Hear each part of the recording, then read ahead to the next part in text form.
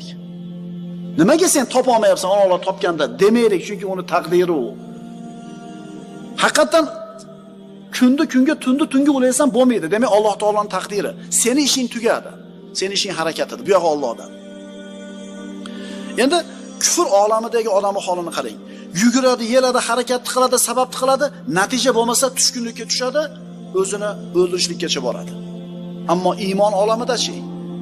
Hamma sababni qilgandan keyin natija bo'lmasa, demak Allohdan ekan deydi, rozi bo'ladi, ajr oladi.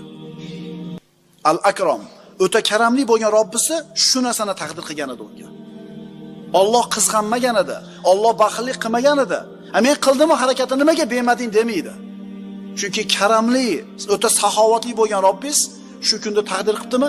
Demak, shu sizga yaxshi ekan. Endi nima bo'ling? Rozi bo'ling. Innama yuwaffas sabiruna ajrahum bighayri hisab.